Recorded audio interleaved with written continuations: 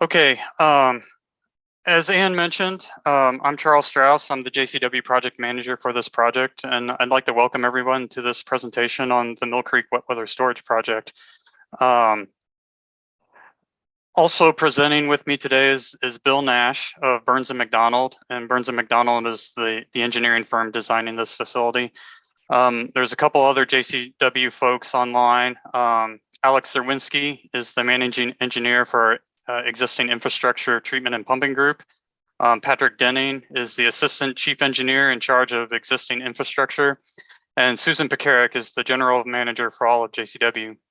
Ann, do you want to go to the next slide, please? Thanks. So this project is a big milestone in our integrated plan, and our integrated plan is our 20-year strategic plan for basically investment in our system to maintain our level of service to you, our ratepayers, and to meet the requirements of our permits with the state, and to kind of grow the system responsibly in response to growth within our area. For this project, Burns & McDonnell, as I mentioned, is the designing engineer, and Bill Nash will be presenting some more details on the project later on. HDR Engineering did some preliminary design. This project is within the boundaries of the city of Shawnee, and the city has had a look at the preliminary design, and we'll give them the final design to provide comments on. But I just wanted to point out this is a public infrastructure project for the county, and there's not going to be a separate public informational meeting done by the city. So this is our public meeting, both tonight and last night's open house. For those that attended the open house last night, the information presented here is pretty much the same.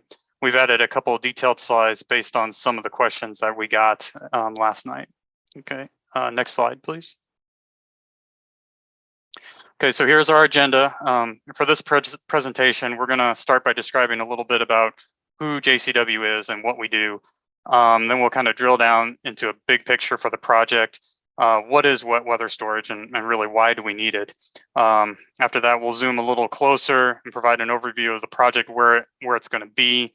And then based on some of the discussions, like I mentioned last night, we've added a couple slides specifically dealing with odors. That was really the big question that we got at the open house last night. So we'll talk a little bit about that. We'll discuss what mitigations we're planning to put in place there.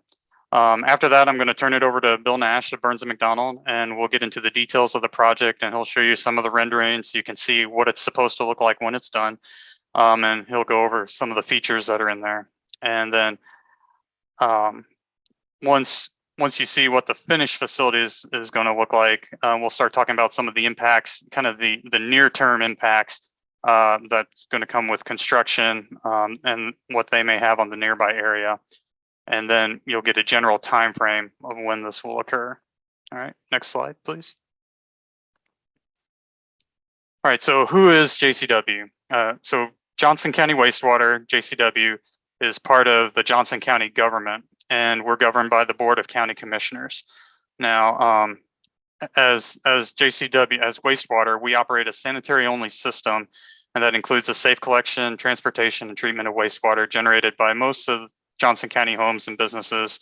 Olathe kind of has their own system, and Gardner and Edgerton have their own systems, and we take everything else that goes to a sewer system. We take the water, we clean it up from pollutants and pathogens, and release it back into the environment for further usage. Now, I think the sanitary only is kind of critical to what we're going to talk about. We're not Water One. We do not provide your drinking water. We also do not collect stormwater runoff from rain events. That's usually handled by the cities. So, even though we don't collect the stormwater, that doesn't mean we don't have to deal with rain events and the effects of rainwater getting into our system. And so that's kind of the basis for this project. Next slide, please, Ann.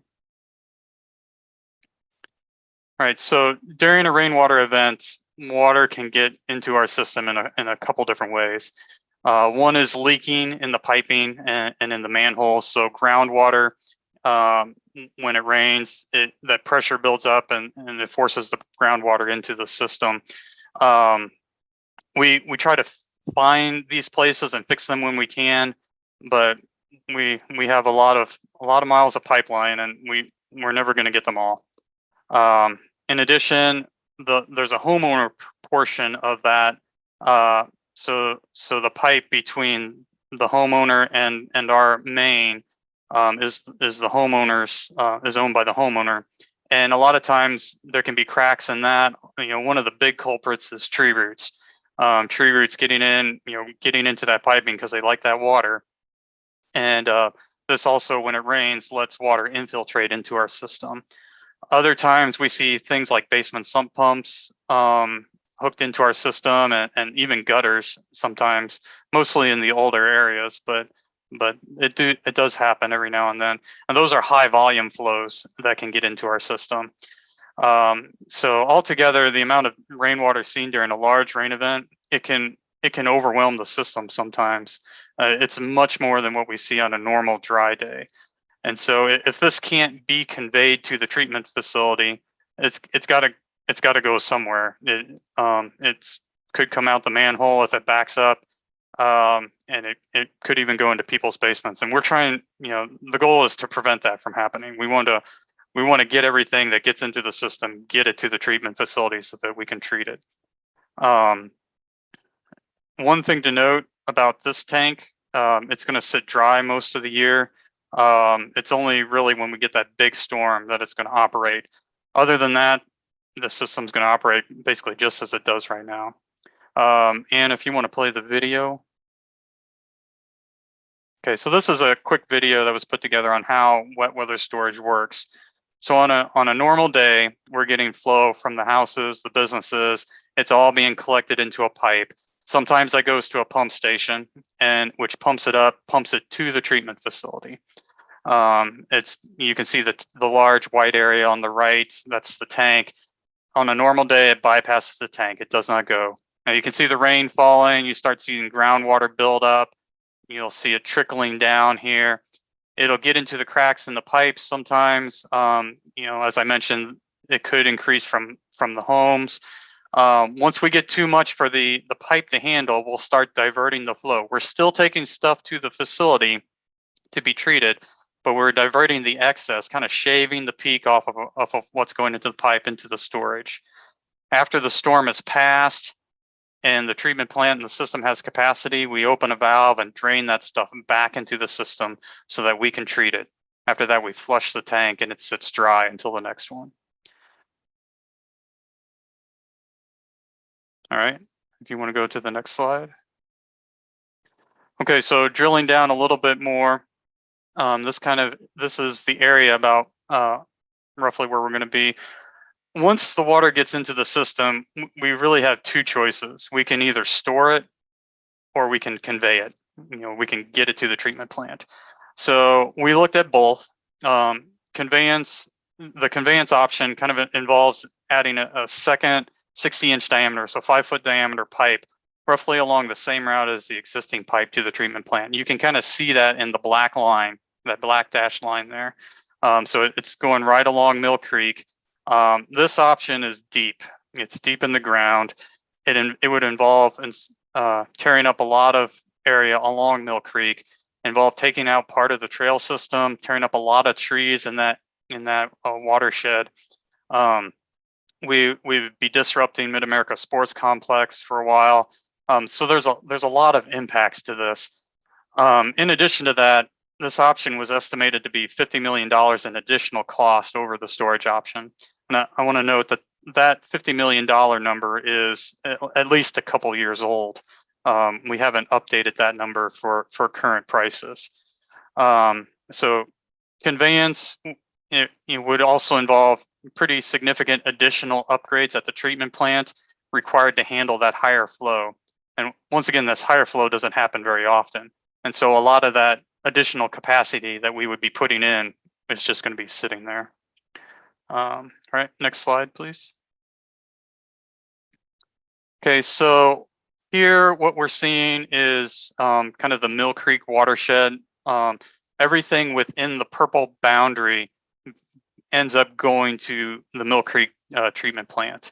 You can kind of see off to the lower right-hand corner, you can see I-35 cutting up diagonally. You can see the 435 loop, the western leg of that cuts roughly to the right of the star, north-south. You can see Shawnee Mission Parkway just below the star, cutting east and west. The star is roughly where the storage facility is going to be. So we modeled this whole watershed to determine, what was needed to be done. Right now, we're assuming it's estimated that this is about 60% built out. So we looked at that. We looked at an interim built out condition of roughly 80%, and then the fully 100% built out to determine what the appropriate size of storage or conveyance would be. Next slide, please. Okay, drilling in a little bit closer on that. And on mine, I'm showing some highlights on some of those interceptors, but the green lines show our piping to the plant. And just below the star, you can see off to the right where it says Little Mill Creek. That's one of the major, there you go. That's one of the major lines coming in. Just above the star off to the left, you see Clear Creek. That's a second major line coming in. And then kind of up the middle from running along the star right there is the Mill Creek interceptor that we're sitting on. So in order to divert the flow off the interceptor, we have to be pretty much right on top of that Mill Creek pipeline. And then to bound it, we have to be just north of the Little Mill Creek pipeline and just south of the Clear Creek. If we miss that, we're not catching it. So those two, I guess those three areas really bound the location where the storage point has to be. Next slide, please. All right, so drilling in a little bit more, this kind of shows the area where we're going to be. We've acquired the 5 acres bounded roughly by the yellow rectangle for this project. Other options were analyzed, and this was really the one best suited. It sits right on the interceptor. It's kind of between those two pipelines that we were talking about.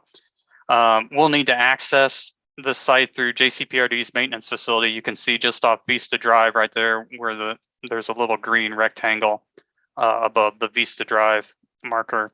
You can see Barker Road there on the right.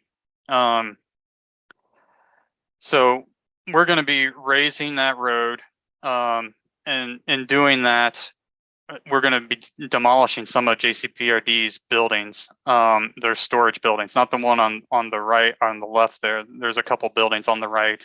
So we're going to be adding a new storage building for them.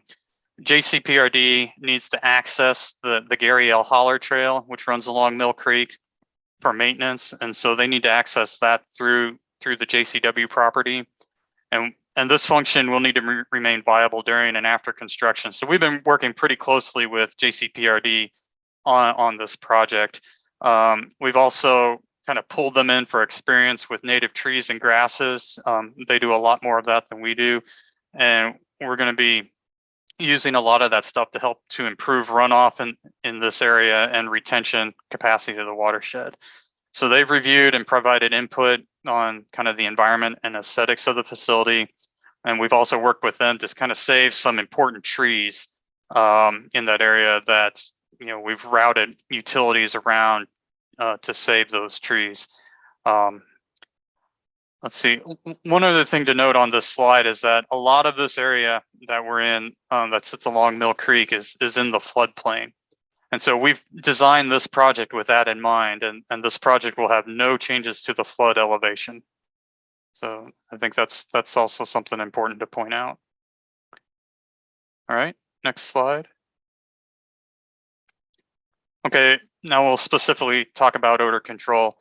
As I mentioned, this was one of the big topics that came up last night at our open house. So I just want to talk about, what we're anticipating, what we're doing to mitigate that, and show you some of those features. So basically, whenever a wet weather or whenever a wastewater facility goes into the area, regardless of whether it's day-to-day operations or wet weather, odors is something that concerns people. And because this is wet weather, we're going to be taking the wastewater after it's diluted. The stuff is still going to be going through the pipe, but we're going to be shaving the top of that off and taking it to the facility. It's going to be really diluted. So that's really the first step right there. Is it's not the full flow. It's a very diluted portion. Another important thing is if odors do occur, we've got a covered tank. We're building this underground. That's not something that's functionally required for the tank. Putting it underground kind of presents some unique design challenges. It's extra weight. We have to worry about flotation. It is more expensive. However, the underground tank does two important things. It kind of hides the tank so it doesn't stick out, which is really important in that area for aesthetics. And it puts a cover on top of that to help trap any odors that may get in. It holds them in there and keeps them from just going into the air. And based on the location, we felt that this was the right approach to take, even though it costs a little bit more money. It was the way we felt we needed to go. In addition to covering the tank, we've got tank cleaning. So this will flush the tank. So after a rain event, the tank is full or even partially full if we don't get that much. After we drain that back into the system, any solids that may have settled out that could possibly have gotten in, we'll flush those out. And we'll show you some of the flushing equipment on the next slide. Now this system is automated. Somebody's not going to have to go in there and spray it down. It'll be initiated from the plant, and it'll kind of operate on its own after that. The last feature that we've added to help control odors is a carbon scrubber. And so this system will kick on once we start pumping water. The system's going to kick on, and it draws fresh air into the tank and pulls out any odorous air and sends it through a activated carbon filter. And that system will keep running until after the tank is cleaned. And this type of system we've operated at a lot of our other facilities. And I will note that other municipalities that we've consulted with in design have kind of put in a similar type system and they haven't used it. They've actually just turned it off. So because they haven't had an odor issue. Right now the plan is we're going to be running this, and we're going to keep running it. We're going to keep running it during the tank while the tank is full. Also, you'll notice off to the right hand side, we do have a hotline for odor complaints, and that's in the future. Whenever you have an odor complaint, you can call that hotline number, and a ticket is created. It goes out. A crew will be out within 24 hours to address that issue. All right, next slide, please. So this is one of the tipping buckets, tipping troughs we call them. This is how we're going to clean the tank. So once the tank has been drained, we'll start putting fresh water into this tank. And I will point out this is a generic picture. This is an open tank that's shown. We will obviously have a closed tank, but we'll put fresh water into the trough. Now the trough, once it's full, it becomes unbalanced, and that causes it to tip. And it tips back towards the wall, and that flushes the bottom of the tank where any solids might be. And so we push those to the drain, and we can operate this cycle however long we need to. Once it's tipped, if we need to fill it up again and flush it again, we can do that. So we push those solids to the drain. And so you can kind of get an idea of what this looks like. We have 15 of these along that north wall of our tank. Okay, next slide, please. This shows you a couple of different pictures of the odor control vessel, the activated carbon. The one on the left is taken from our rendering. It's probably about what it's gonna look like out there on site. the one on the right is just a manufacturer's cut, one of the typical manufacturers. It's obviously a little bit taller. This is a bigger vessel. It's got the 2 exhaust stacks coming out of the top. But basically, if you look on either the left or the right, actually let's look on the right. You can see where the number 7 is pointing. That's the fan that's pulling air out of the tank. So that's ducted to the tank, and it's pushed into that big cylinder vessel. And once it gets into the vessel, it's forced up because that's where it has to go. It has to go up through those exhausts, and it goes through that activated carbon, which scrubs any odorous content out of there. So those we felt after last night, it was kind of important to touch on a little bit, just because that was a big concern. So those are the features that we're putting into the system right now. Next slide, please. So this is a picture, kind of bird's eye view, off to the northeast of what that facility will look like when it's done and the trees are big. So at this point, I'll turn it over to Bill Nash, and he can start explaining some of the key features of the tank and show you some renderings and a fly-through video. Bill? Yeah, Charles, thank you very much. I appreciate it. Before we leave this slide, I think I just want to point out, JCW has gone through a lot of different design choices here just to really maintain this site in what we like to call maybe like a park-like setting. You can see that, by looking at this aerial photograph or this aerial rendering, you can't even tell that the tank is there. So again, the tank is below grade. We've added a lot of nice landscaping with it, and we'll talk about some of the other features that we've included in the design that we've worked with Parks on. So, Ann, you want to go ahead and go to the next slide, please? Okay, so this is just an aerial shot of the facility itself. So right in the center of the screen that's where the tank is located. So it will hold 5.3 million gallons of very diluted wastewater. It is below ground, and you can notice there that kind of surrounding the tank site is about 4 acres of native planting. So we're working in cooperation with Johnson County Parks and putting a lot of native plantings back on the site. The other thing that you'll notice there is the wet weather pump station. It's going to be sitting directly on top of the existing interceptor. And this pump station is what's going to be used to actually fill the tank. So as we get that rainwater, as the storm comes, the water level in the interceptor will begin to rise.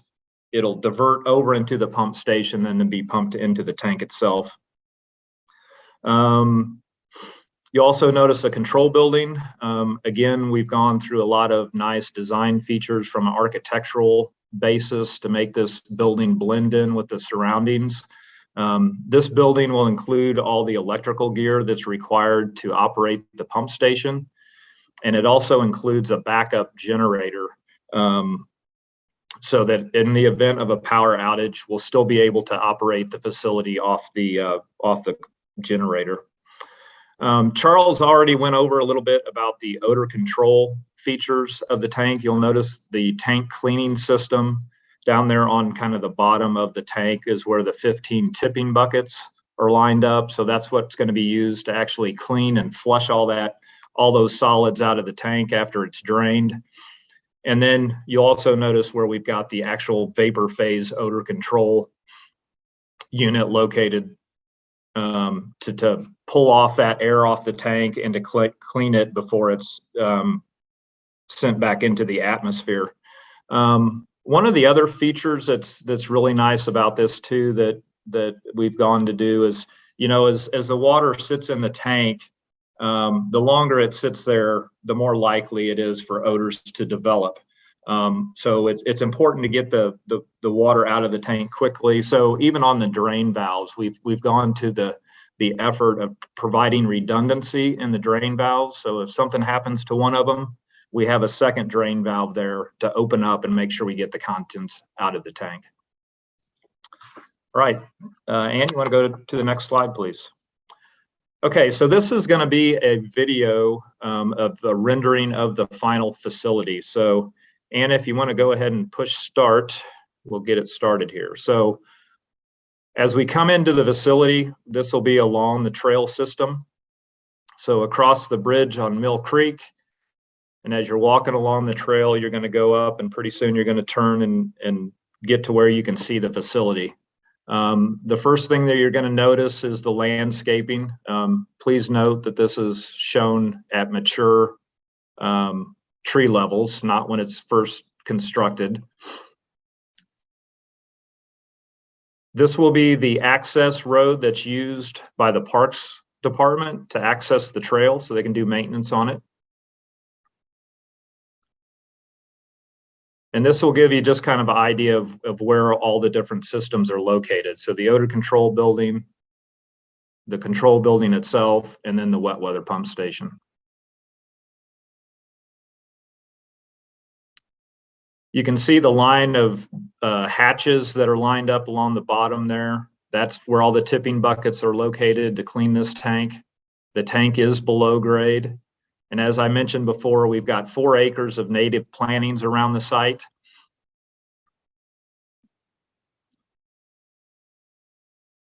Now this is Mill Creek. One of the optional things that we're looking at is actually doing some stream bank stabilization along Mill Creek to keep the stream from encroaching onto the site.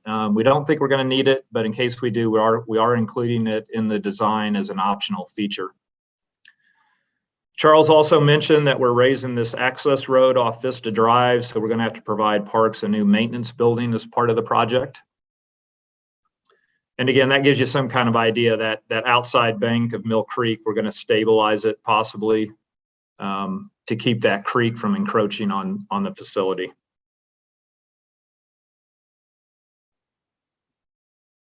And as the sun goes down, this will give you just kind of a little look at what it might look like at night. And if you want, yeah, very good, thank you. These are just some of the screenshots from the rendering itself. One thing of note here, as I mentioned before, those top pictures kind of show the trees and the landscaping at maturity. Right after construction's completed, they will be considerably smaller. So down towards the bottom of the screen, you can see that the trees are planted will be smaller. That's done basically just for survival. It's kind of easier to get those trees to survive when they're smaller instead of trying to go in there and plant, fully mature trees. Another thing of note here is lighting. So the facility will have some lights on the control building, and there'll be a street light kind of out in the parking area. These lights will be on motion detectors, so they will not be on all the time. They will also be able to be turned on by a switch. So if the operator's in the control building and needs to turn it on, he can do that. But typically the entire site will be dark unless for some reason the motion detectors pick up somebody on the site and turn the lights on. And you want to go to the next slide, please? So the upper left kind of shows some of the native plantings that were going to be around the site. So over 4 acres of native plantings will be on the site. The upper right kind of shows you a little bit, gives you an idea if we go ahead and do the stream bank stabilization part of the project, what that will look like. The facility itself will have a fence around it. So the tank will not, but the control building, the odor control unit, and the pump station will have a gated fence around it. All right, let's go ahead and talk about a little bit about construction impacts. And you want to go to the next slide? So obviously, with this tank being a rather large tank being underground, there's going to be a lot of heavy equipment, a lot of earthwork, and a lot of concrete work. So the photographs over on the right are from a very similar project that we completed about 2 years ago. This was a 6 million gallon tank, and it was also below grade. And this just gives you some idea of some of the construction equipment that you're likely to see on the site. So an excavator to remove soil, large dump trucks to take the soil off-site. Obviously, there will be a lot of concrete trucks as we go to build the tank. So you will see a lot of different form work and rebar. To move that form work around and put it in place, there will also always be a crane on site. So you'll probably see a large crane on site for most of the project. You're also likely to see a concrete pump truck as replacing concrete. So in general, just a lot of heavy construction equipment is what we're expecting here. So what impacts is that going to have to everyone in the surrounding community? So let's talk a little bit about that. So the first one that I want to talk about is noise. So in general, this is just normal construction activity with heavy equipment and concrete work. Most of the work is primarily during the day, Monday through Friday. So I would expect 7 a.m. to probably 5 p.m. at night. If they want to work, if the contractor wants to work on Saturday, they have to get approval by JCW to do that. Now, I want to let you know that there is the possibility of some limited nighttime work, and this is due to weather conditions. So with the amount of concrete that's being placed as part of this project, that is difficult to do in really hot weather. So depending on what temperature ranges that we deal with, the contractor might want to start work earlier. We had to do that on the last job. They ended up starting at 6 a.m. instead of 7, just to give them a window of some of the lower temperatures to get that concrete work done. The other thing to note about noise, as part of this past project, I did walk the construction site with a decibel meter. So it's a little meter that measures sound levels. This site was actually in a neighborhood. So homes were very close. And I basically walked the perimeter of the site while they were doing a lot of this earthwork and construction and concrete work. And really what we found is that the loudest thing that we were getting recordings from were actually street traffic. So it was like the UPS truck and the FedEx truck and some of the larger delivery trucks driving up and down the street were actually louder than the actual construction activity. So not a lot of impact that I'm expecting for noise. As far as dirt and dust go, we are planning on installing tire washing stations. So, as the trucks enter the site, get a load, and then want to leave, there's a chance that they could have a lot of dirt and mud on their tires. So that is cleaned off before they enter the public roadway.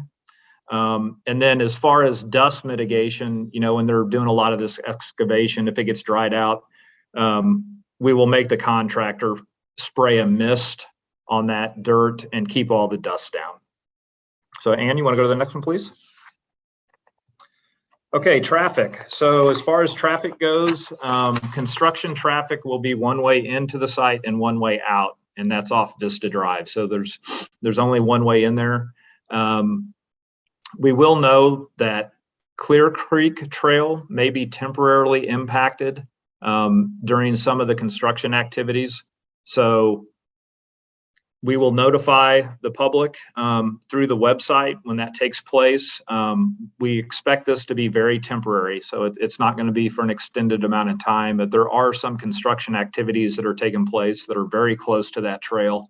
And I'm sure that the contractor is probably going to want to close down for a while just for safety issues.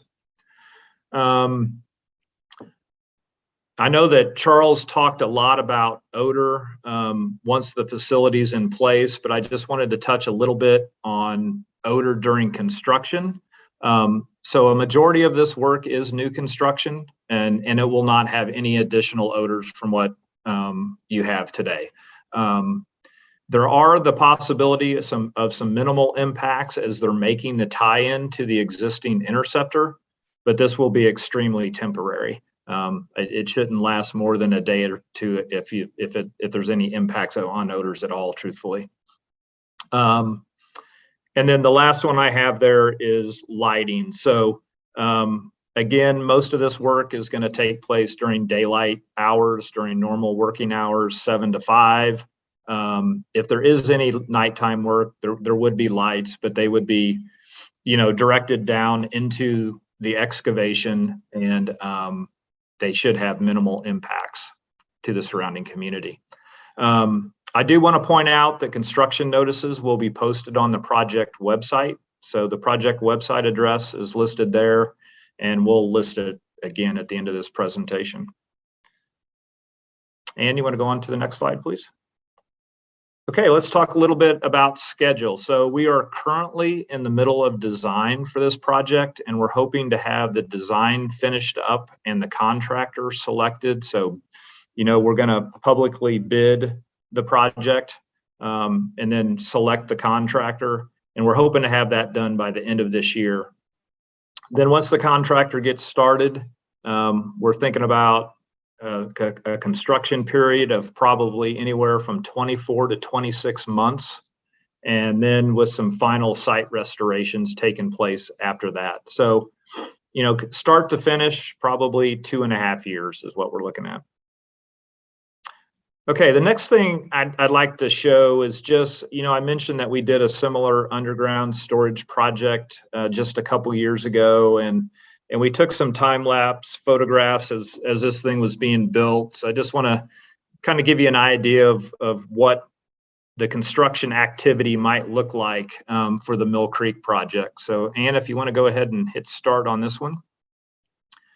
Obviously the first thing they need to do is start digging the hole. So you'll see that they started digging down, then they start placing the base slab. So as they built this tank, they kind of started from the right-hand side of the screen and kind of worked their way left. So they would put the slab down on one section, then they would start with some of the vertical concrete, putting the walls and some of the support columns on the interior, and then move to the next section.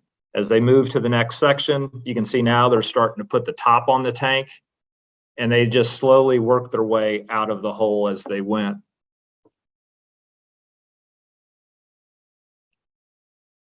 You can see now they're just starting to get most of the top of the tank on. They're very close now. They've only got the last third to go. And now the top of the tank is completed. So once the tank is completed, they kind of prep the top of it for having the soil added to it. And then pretty soon the tank just disappears. It gets the soil put on it, final grading, and then the next step is to seed the site, and get some grass growing. So there's the last one. So once the tank is complete, you won't even know it's there. And so that should give you just a little bit of idea. This was about the same duration and time, about 2 years to complete this particular project. So with that, I think that's all I had. Ann, you want to go to the next slide?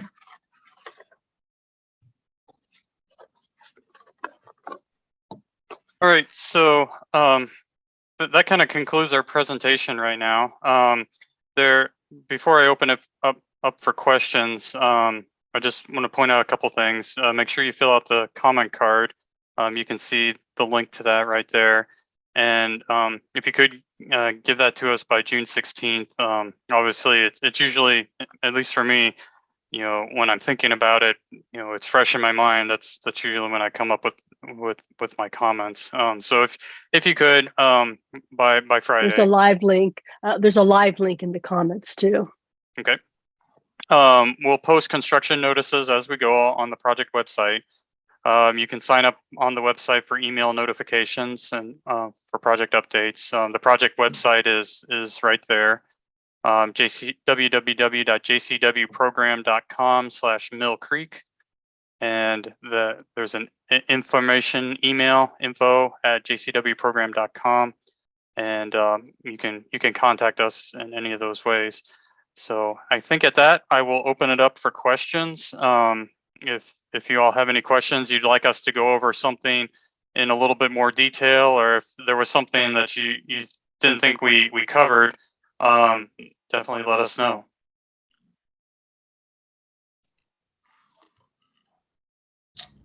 This is Chad Sherrist. You guys talked about the potential of stream bank stabilization. Has there been any migration noticed, or is there like a cutoff point? Like if it gets to here, then we're going to implement the stream bank stabilization? I'll discuss that, and then I don't know, Bill, if you want to add on to what I say. Okay. So there is migration noticed. The current model does not show it getting it shows it getting closer to the tank, but it never makes it there. We still have enough of a safety margin that it won't get there, and so that's according to the model, and that's where we're at right now. I don't, Bill, if you want to add anything. Yeah, I would concur. We looked at it. We ran the model. We think we're fine with the way we have the different items in the facility where we have them located. So we think that the stream bank stabilization would kind of just be some added insurance really to protect the facility in the future. So that's why we have it listed as an option at this point. So we're going to go ahead and design it. It'll be included in the bid package. We'll have the contractors give us an amount for doing it. And then JCW will be able to look at that, see what the cost is, and see if it's beneficial, for the overall program to include it at that time. And I'll point out too that this isn't something where if we don't do it and Mill Creek moves, it's going to affect us immediately.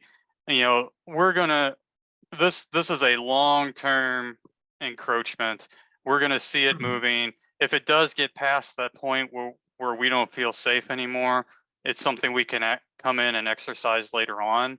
But at that point, it's probably years down the road. One of the things, if we can get in and do it now with the contractor that's coming in, that's one mobilization cost. Doing it later, after the project is built, will be a little bit more complex.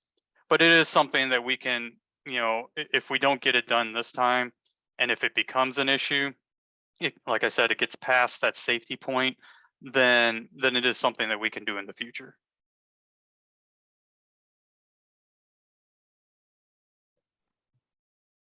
That sounds good. I had one more. You guys mentioned about fresh water for the cleaning. Are we talking like fresh water, like potable water from Water One, or are we pumping water from the stream or gray water from the pump station? What water source actually is that? It's fresh water from Water One. We looked at a couple different options, particularly rainwater, like a possible collection of rainwater into the system, and then using that at least initially to go into the tipping troughs. The problem with that was we were concerned that debris was going to get in there, and that would cause its own problems. So in the end, it was the least amount of expense to just get it from Water One. I think we looked, Bill, correct me if I'm wrong, but I think we looked at the creek too, and once again, there's a concern with just the creek water itself and using that. Right. The other thing about the rainwater, Charles, if you remember, we didn't have a lot of impervious area to actually collect off of. Yeah, so there was some concerns that we wouldn't be able to collect enough rainwater, and that we would have to run the potable water line over there anyway, so as a backup. So yeah, we did look at that, but yeah, as Charles mentioned, clean water from Water One.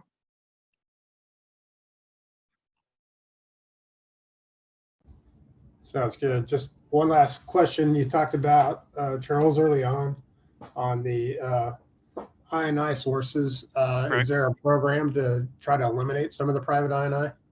There is, yes. So we have a backup prevention program, and we do have cooperations with other plumbers that when they come in and Susan, Patrick, correct me if I'm saying this isn't my program. So if I say something wrong on that, let me know. But a lot of times plumbers will go into houses and, just for other work, and they'll notice, hey, that's not supposed to be hooked up. And Johnson County has a program that will let you get it off. And so we have those cooperations set in place. Most of the area plumbers know about that program.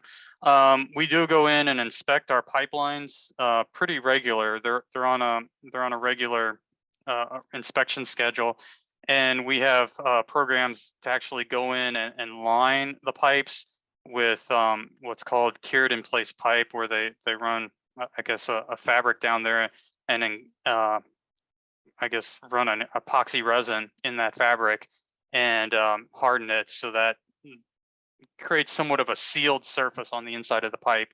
We do that with pipes and manholes, especially where the pipe is in pretty bad shape. I don't know, Susan, Patrick, do you want to add anything else to that? Yeah, go ahead, Patrick. I was Well, going to say, talk a little bit about we the just kind of inflow refreshed program. that program. It's actually called JOCO Inflow. So we're trying to encourage homeowners to find those things and get those out of our system, because that is a big piece of it. Private I&I is usually the largest contributor to I&I. We don't own the property, so we have to rely on residents to help us to remove those sources. And Charles is right. We do inspect and spend several $1 million each year rehabilitating pipes and manholes to try to eliminate I&I. But with clay soils in this region, the fact of the matter is that underground infrastructure moves around as clay swells and shrinks, and so it's very common in this part of the country, in the Midwest here, to have these kinds of problems, and so it'll be an ongoing thing for us. But that's a good question. Yeah, good question. And I think Charles said it, but we do reimburse property owners for removing their private I&I, for disconnecting those sources. So that every little bit helps. So we appreciate that. I will also point out, we didn't cover this on the slide, but on the storage versus conveyance slide, there's an area in there, and you can go back and after the presentation is done and look at the presentation, but there's an area in there where where it's like a green hatch mark, and there's a little 25% indicated there. This storage project is kind of part of a larger program for the Mill Creek watershed. And, part of that program, we're going to be targeting certain areas for I&I reduction. And that green hatched area that you can see on that slide is actually one of those areas that we'll be targeting in the future. Probably aggressively hitting that area more, because modeled it shows we get more benefit for reducing I&I in that particular mini watershed.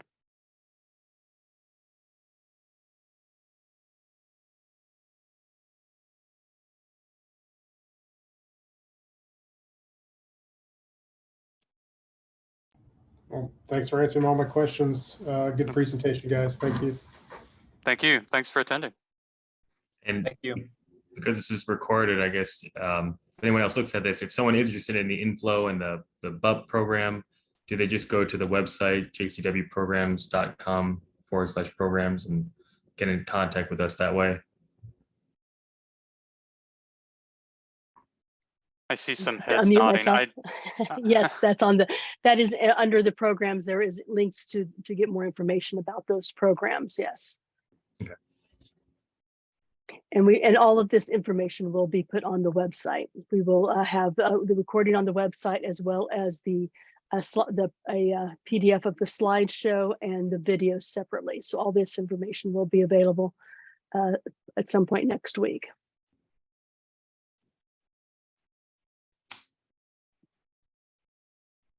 Great. Good questions. All right. Well, I guess we're done. That was a very efficient and good job, Charles. Thanks. Thanks, everybody. Thanks, Bill. Yeah. All right. Good job, everyone. Thank you, Thanks, Thank everybody. you. For joining. Thanks for attending. Appreciate that. Thank Thank you. you for Thank you. attending, and feel free to reach out if you got any additional questions, that something comes to your mind after the fact. All right. Thanks a lot. Bye. Bye-bye. All right, see you guys later.